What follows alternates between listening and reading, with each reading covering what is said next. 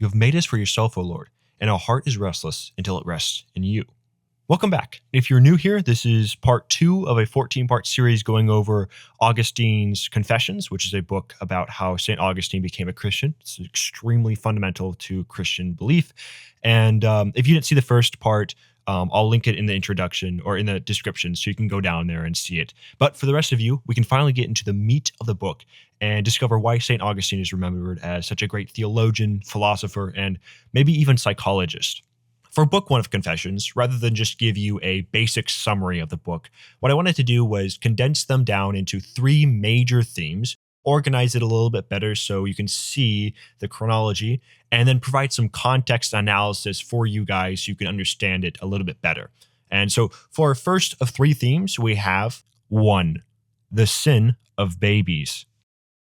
Like I mentioned in the last video, Confessions is an autobiography, but he doesn't just tell his life story. Instead, he uses events from his life to make a broader theological point. So, for example, in this first book, he talks a lot about his childhood and learning in school, and he begins with his birth and early years as a toddler. He specifically hones in on the sins he committed as a baby, first bringing up that whenever he wanted anything, he would cry and fuss until somebody gave it to him, which shows selfishness as he was unable to recognize that other people have more priorities than just tending to his every need. Along with this, whenever people did not obey him and give him what he wanted, he would throw a tantrum and try to hit them in anger. Now, this obviously shows wrath. And finally, he mentions that whenever he saw another baby getting fed, when he was not, he would be envious. This obviously shows envy. And so here we have 3 big sins: selfishness, wrath, and envy. What Augustine is doing here is showing that the innocence we often bestow on children is completely undeserved. Children are as sinful as we are. And the only reason that we perceive children as more innocent is because they are less capable to sin than us, not because they want to sin less than us. Finally, he concludes that if he was born with the desire to sin, then when was he ever innocent? Now, this is important because what Augustine is doing is setting up his theory of original sin, which says that because of the fall and Adam's choice, we are all born with a desire to sin. Modern-day Christians largely accept this idea, but they may not understand how important this doctrine is. Augustine later uses original sin to argue against the figure known as Pelagius, a British monk. Pelagius argued that all beings are born morally neutral without the need for divine grace. To St. Augustine, not only was this obviously untrue based on his lived experience, but it also downplayed the importance of Christ's sacrifice, as if some people can live without the need for divine grace, then was it really necessary for Jesus Christ to die on the cross? And so Augustine responds to this idea by saying, not even a baby who has lived 1 day on earth is sinless. We're all fallen creatures in desperate need of Christ. 2. Critique of education. Another big point in Augustine's life is his education, and he reflects on the many flaws and absurdities within the system. First, he talks about how he learned to speak. Because Augustine was Roman, he learned Latin first and later learned Greek in school, and he reflects on both of them. He says the first language he learned, Latin, he loved because he learned it out of curiosity and necessity to communicate with others. Greek, on the other hand, he learned in school, where teachers would beat him if he did not learn it properly. This led him to hating Greek and also all Greek stories like Odyssey or the Iliad. This leads to his first criticism of school.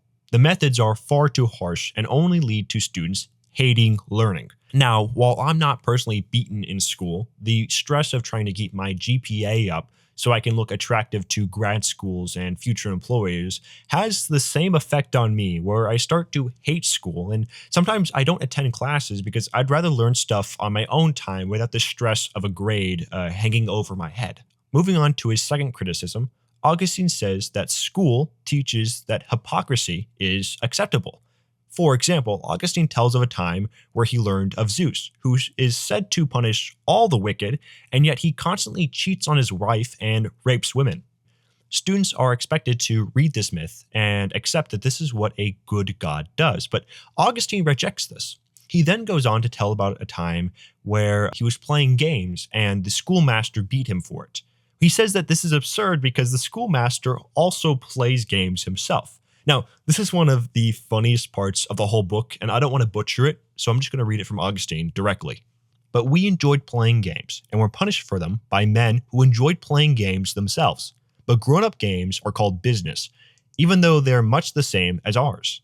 Augustine is pointing out the hypocrisy, as what is business or law except for games we play, albeit with far higher stakes. Finally, his last criticism of school is that it does not teach how to live a good life. For his example, he points out how teachers are constantly pressuring students to pursue wealth or fame. But what is a life committed to wealth if not greed? And what is a life committed to fame if not pride? And so all school really does is teach people to sin more effectively. To show this, he tells of a time where he received accolades and praise for his reading of the Aeneid. But he reflects on this saying, what good did this really bring him? Would it not be better for him to have read the scriptures instead? And with that final criticism, we finally transition to the last theme of the book, which is 3. Idolatry of the public. Finally, the last and probably most important theme of the book, man's worship of lies and his rejection of truth. To begin, Augustine tells of a time where he was reading the Aeneid and wept over the death of Dido, a character in the story. He recounts the absurdity of weeping over the death of a character who never even existed at all. He says that this was especially bizarre given the fact that he shed no tears over the damnation of his own soul. What we see here is Augustine giving love and attention to a falsehood, the death of a fictional character, and yet rejecting truth, God. Later, Augustine uses another example of a lawyer who would be mortified if he mispronounced a word, and yet feels no shame or guilt if he insults his opponent or condemns him to death. In the same situation, we see someone giving a special attention to a false event, as words are man-made, so mispronouncing them is only the facade of doing something wrong, and yet gives no attention to something real, which is breaking moral laws that God made. In both these situations, we see humans bearing reverence to falsity and yet ignoring God. And I can't help but draw comparisons to idol worship. Humans write stories and construct laws of grammar just to despair over them, and yet show little concern for matters of God. Is that really so different from praising a golden calf and ignoring Yahweh? This idea fully encapsulates what Augustine is getting at with the quote at the beginning of this video.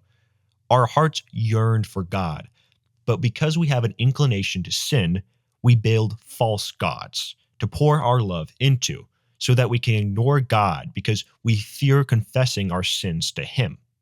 That's the end of book 1. It's a strong start, but things ramp up in book 2 as Augustine begins his introspection to understand, why do humans sometimes sin when it serves no benefit to them at all? I hope to see you then.